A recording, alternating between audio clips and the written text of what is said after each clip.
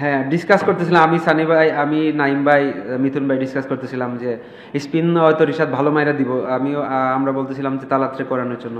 তো ওরে বলছিলাম যে আমরা সামনে বল করার জন্য, হয়তো ও ওর মতো ডেলিভার করতে পারে না, এই জন্য ম্যাচটা অলরেডি ম্যাচটা চলে গেছিল, বাট আমরা ফাইট ব্যাক করে নিয়ে আসছি।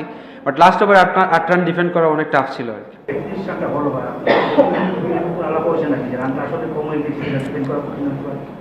দেখেন, দিন শেষে ম্যাচ হেরে গেছি, তো এখানে কারো দোষ দিব না যে রান হয় নাই বা রান হয় না, বাট এই রানে আমাদের ডিফেন্ড করা উচিত ছিল। দেখেন, আমাদের একটা বড় লস হয়ে গেছে যে আলিসটা খেলতে পারে নাই, তো আলিসটা খেললে হয়তো সিনারিটা অন্যরকম হতো।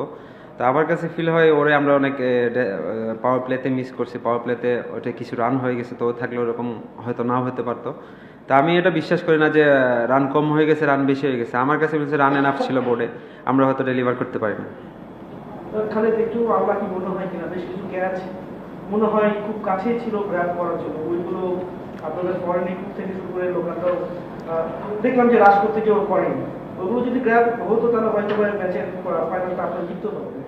দেখেন, ম্যাচের মধ্যেই ছিলাম আমরা সব সময়, আমরা অন অ্যান্ড অফ ছিল, ওদের কাছে একবার যাচ্ছিল, আমাদের কাছে আসছিল। যখন আমরা উইকেট নিছি, এক ওভারে শরীফুল 2টা উইকেট নেয়, তখন আমরা ফিল হচ্ছে যে আমরা ম্যাচটা জিতে যাব। তো আমার আবার যে সময় আমি যখন বোলিং করি, তখন আমার কাছে কয়েকটা উপরে বল আসছিল, তো হয়তো গ্যাপ করলে হয়তো ম্যাচটা আরও আগে আমাদের হাতে চলে আসতো। তো এখানে একটু মিস্টেক হয়েছে। Last through out the tournament আমরা অনেক ভালো ফিল্ডিং করি নাই, অনেকগুলো ক্যাচ ছুটেছে, আগে প্রিভিয়াস ম্যাচে অনেকগুলো ক্যাচ ছুটেছে। তো এগুলা ক্রিকেট হ্যাপেনিং, এগুলো হয়, তো এগুলা ধরে লাভ নাই, এখন হাইরা গেছি তো আর। 16 নম্বর ওভারে যখন 4 মারলো মাইনাস দিতে, তারপর তো আপনারা কাম ব্যাক করলেন, তো ওই সময়টা ওই লাস্ট 3-4 ওভার মনে হচ্ছিল যে খেলাটা আবার হয়ে যাবে। হ্যাঁ, দেখেন, মায়ার্স যখন আউট হয়েছে, আমি শরীফুলকে বলতেছিলাম তুই ম্যাচ জিতাবি, আরেকটা উইকেট নিলে হয়তো পরের বলে রিয়াদ ভাইকে আউট করে দিছে। তো আমার কাছে আরও বিশ্বাস হচ্ছিল না ম্যাচটা জিতে যাবো ইনশাল্লাহ। তো ওইখানে কিছু মিস্টেক হয়ে গেছে, আমরা প্ল্যান অনুযায়ী বল করতে পারি নাই। শুরুতে মিস্টেক হয়ে গেছে যে পাওয়ার প্লেতে আমরা তামিম বাইরে হয়তো প্ল্যান অনুযায়ী বল করি নাই, মুখে মুখে বল দিয়ে হয়ে গেছে। তো এটা আমাদের একটু কস্টলি হয়ে গেছে। পাওয়ার প্লেটা আমরা একটু আর একটু ভালো বল করলে হয়তো ম্যাচটা আমাদের হাতে থাকতো।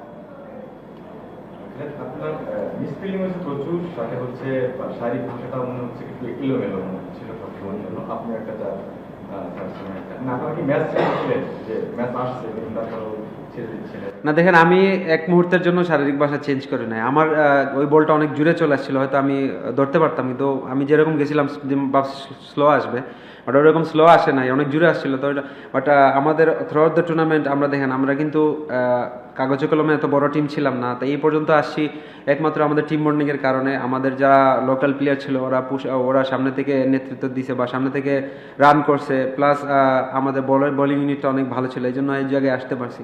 তো আমি বলবো না যে আমাদের কখনোই আমাদের মাঠে বডি ল্যাঙ্গুয়েজ এলোমেলো ছিল না কারণ।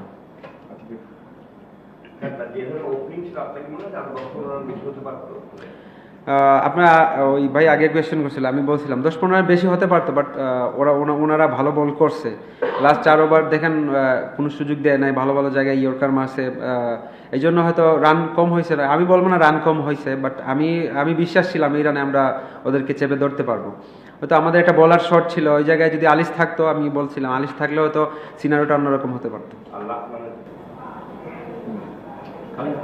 আপনার নিজের পার্সোনালি খুব স্ট্রং একটা বিপিএল আপনি খেলেন, আপনি নিজে কতটা স্যাটিসফাইড এটা বলবো না, যদি চ্যাম্পিয়ন হতে পারতাম স্যাটিসফাইড হতাম। তো আমার চেষ্টা ছিল যে নিজেকে কিভাবে একটা বিপিএলে মেলে ধরা যায়। এখানে আমাকে কোচ হেল্প করছে, সন্টেট ছিল এখানে, ওনারা হেল্প করছে। আমার কাছে ফিল হয়েছে যে না, আমি ফ্রিলি বিপিএলটা খেলতে পারছি। আমি যখন যা চাইছি ক্যাপ্টেন আমাকে হেল্প করছে, তো আমার কাছে ফিল হয়েছে যে না, এই বিপিএলটা আমার one of the best BPL আর কি। আপনি যেটা বললেন যে কাগজে কলমে আপনারা ওরকম টিম ছিলেন না, তামিম ইকবালও এরকম হয়েছিল, আপনারা মানে এইভাবে আপনারা ফাইনালে আসবেন বা এইরকম পারফর্ম করবেন, এটা আনএক্সপেক্টেড। তো তারপর আপনারা যেটা অ্যাচিভ করেছেন, এইটা নিয়ে আপনাদের মানে গর্ব করার মতো। যদি ফাইনাল হেরেছেন, ওই ব্যাপারটা কাজ করছে কিনা যে আমরা অনেক কিছু। হ্যাঁ, দেখেন, ড্রেসিং রুমে সবাই, কোচ বলেন, আমরা টিম ম্যানেজমেন্ট, প্লেয়ার সবাই বলতেছে আমরা এই পর্যন্ত আসছি, আমাদের গর্ব করা উচিত। তো আমি পার্সোনালি ফিল করি যে এক নম্বর সবসময় মানুষ মনে রাখে, রানার্স আপ কে হয়েছে এই সময় মনে রাখে না। তো আমি পার্সোনালি এটা আমি আমার কাছে ফিল খারাপই লাগতেছে যে আমি চ্যাম্পিয়ন হতে পারতাম, এত রান ছিল বোর্ডে, হয়তো আমরা আর একটু ভালোভাবে যদি চেপে ধরতে পারতাম তাহলে জিততে পারতাম আর কি। Thank you. Thank you.